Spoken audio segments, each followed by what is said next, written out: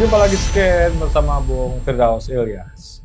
Iya, apa kabar Bung Meldi Rendra? Baik, Bung Firdaus, ya, sejak Prabowo dideklarasikan dengan Gibran ya, walaupun belum secara resmi ke KPU-nya, tentunya hal yang paling menarik kalau kita nilai bagaimana kombinasi Prabowo Gibran ini apakah suaranya tetap turun atau naik gitu ya.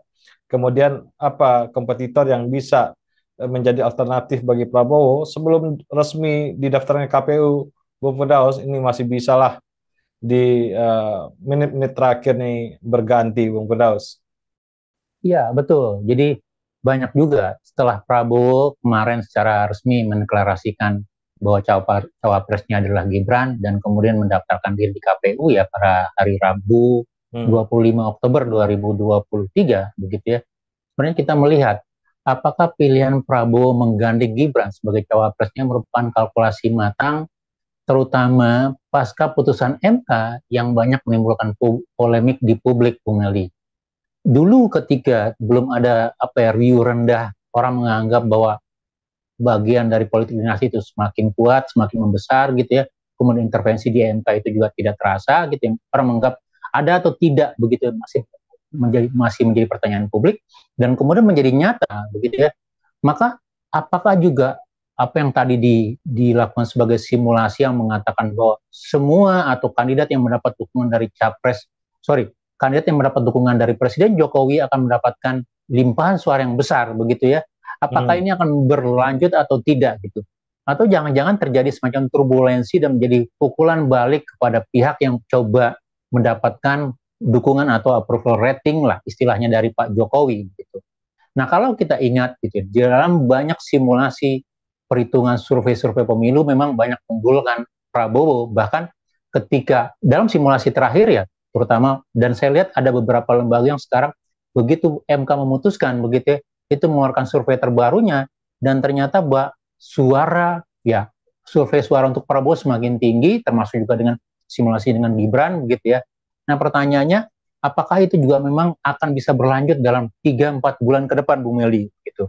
Dan saya pikir ini suatu pertaruhan, suatu yang bisa kita lihat, kita coba analogikan secara sederhana, secara sehat gitu ya.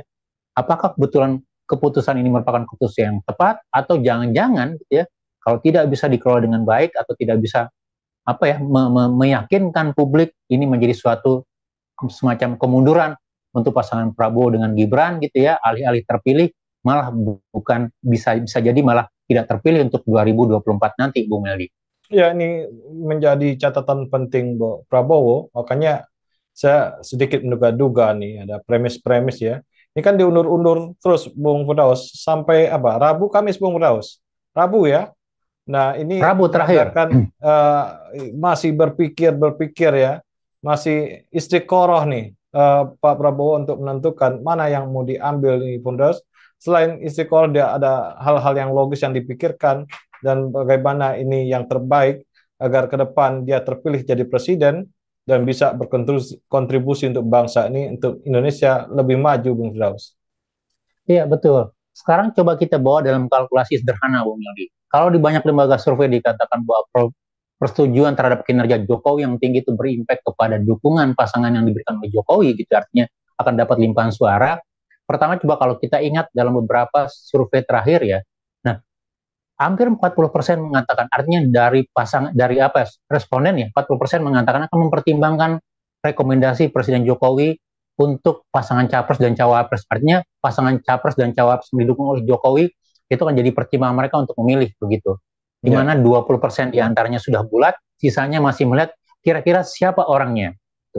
Dan kita jangan lupa juga Bu Meldi, hampir setengah sekitar hampir 40%, 30% lebih sudah mengatakan tidak akan mempertimbangkan simulasi atau rekomendasi dari Pak Jokowi gitu. Artinya apa? Hmm.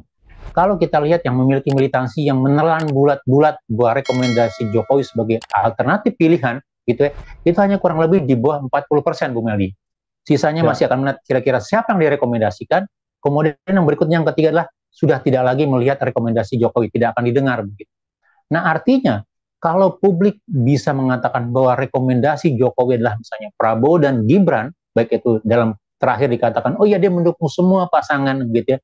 Tapi dengan hadirnya Gibran di sana, publik sudah mengatakan, oh ya itu arah yang positif, arah yang apa namanya, arah aktual dukungan Jokowi gitu.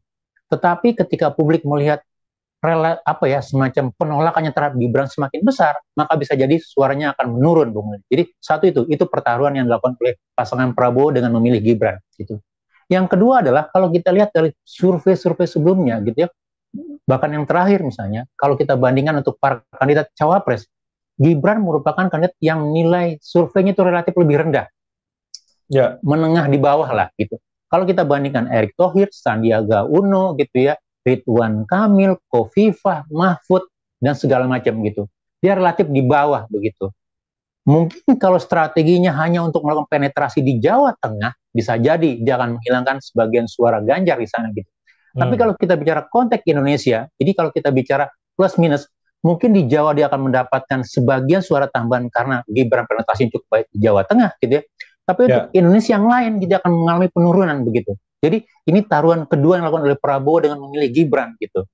Nah, kalau ini terakumulasi, tidak bisa dipoles, tidak bisa diluruskan dalam konteks persepsi publik, begitu ya, maka bisa jadi suara Prabowo akan turun, Bung Meli. Jadi artinya apa? Kalau kita katakan, kenapa dia tidak memilih semacam seorang Erick Thohir misalnya, atau memilih seorang Ridwan Kamil misalnya, yang notabene dari sisi benturan kepentingan di publik itu jauh lebih kecil dibandingkan seorang Gibran yang masih muda, begitu ya, yang masih banyak perjalanan karirnya masih banyak begitu, penuh dengan kepenting apa ya, tanda kutip ya, orang melihat karena putra dari seorang presiden kemudian ujuk-ujuk mendapatkan karpet merah menjadi apa, seorang calon wakil presiden, Bung Meli. Jadi ini yang saya lihat sebagai sebuah hitungan logik yang harus diperhitungkan oleh Prabowo begitu ya, di dalam mendesain atau memastikan mengukuhkan bahwa pasangan adalah Gibran sebagai cawapresnya, Bung Meli. ya, ada teori tentang teori lama bahwa anak muda akan memilih anak muda dengan 30% pemilih adalah pemilih baru, Bung Firdaus. Ini teorinya naif sekali ya, nggak selamanya, nggak, dan tentu itu teorinya nggak benar bahwa anak muda akan memilih anak muda ya. Bisa jadi kalau anak mudanya tidak berkualitas ya anak muda juga nggak pilih. Tentunya dia akan memilih, tidak ada persoalan umur sebenarnya. Siapa yang berkualitas akan dipilih oleh anak muda, Bung Firdaus. Iya, betul. Yang satu lagi yang dianggap sebagai satu resep mujarab, karena ini umurnya masih 35, 36, dia akan mendapatkan ceruk di milenial dan generasi muda, Bung Yagi. Betul, kalau kita hanya membandingkan umur dengan umur. Tapi kita harus lihat isu yang menjadi concern utama milenial dan Gen Z. Isu yang utama menjadi concern milenial dan Gen Z adalah ekonomi, perjalanan, dan anti korupsi dan penegakan hukum, Bung Meldi. Ya. Kalau cawapres yang Anda tawarkan punya nuansa KKN, nepotisme gitu ya, maka bisa jadi orang akan melihat, oh ya, Anda tidak mengamini anti korupsi, penegakan hukum gitu. Bisa jadi itu juga menjadi semacam apa ya, penolakan dari generasi muda, milenial dan Gen Z gitu ya, dan bisa jadi suaranya malah melorot gitu. Jadi betul kalau Bu Meli katakan tadi, yang dilihat sebenarnya adalah idenya, performanya. Anak muda melihat apakah orang itu punya ide, punya konsistensi, sesuatu yang kita butuhkan atau tidak. Bukan hanya sekedar kesamaan dari sisi umur begitu, dan itu dianggap otomatis akan mendapatkan suara 100% atau serta-merta, Bung Nadi. Ya, juga anak muda ini suka dengan fairness ya, Bu Firdaus ya, keterbukaan, kejujuran. Juga masalah lingkungan juga mereka suka juga ya, dengan masalah lingkungan atau kehidupan pribadi mereka. Nah, ini sebenarnya belum tergambar secara jelas oleh Gibran, Bung Firdaus. Jadi Gibran belum memberikan atribut-atribut penting bagi anak muda, maka kita menganalisis ini Gibran sebenarnya tidak menjadi representasi anak muda karena atribut-atribut anak muda yang Bung Firdaus sebutkan tadi tidak hadir di diri Gibran, Bung Firdaus. Betul, jadi cap atau concern isu atau pemahaman, kompetensi atau kepedulian terkait isu anak muda masih jauh. Jadi yang kita lihat kan baru sekedar anak muda yang bekerja, mantan pengusaha dan kemudian menjadi wali kota Solo, tapi untuk isu-isu yang lebih aktual, yang lebih mondial, yang lebih global, begitu ya, kita belum melihat itu gitu. Dan tentu kita butuh juga semacam keterujian, kepahaman dan segala macam gitu. Dan jawabannya apakah itu di Gibran gitu ya. Saya pikir kalau kita mencoba head to head kan dengan kandidat cawapres yang lain gitu ya, maka masih banyak atau kita katakan Gibran harus belajar dari kandidat-kandidat cawapres yang lain atau pasangan-pasangan yang lain gitu ya, untuk membangun apa namanya, bagaimana pemahamannya terhadap isu Dan terlebih lagi kalau kita bandingkan Gibran berpasangan dengan Prabowo yang generasinya cukup jauh begitu, ada jembatan yang hilang di sana begitu. Dan saya pikir gitu ya, ini juga menjadi salah satu kelemahan, jadi satu yang perlu menjadi catatan dalam pasangan Prabowo Gibran. Apakah masih optimis begitu ya, menggali suara atau mendapatkan keberpihakan dalam pemilu nanti, Bung Meldi. Terima kasih Bung Firdaus. Sama-sama Bung Meldi, tetap semangat. Salam Indonesia bersih. Salam Indonesia bersih.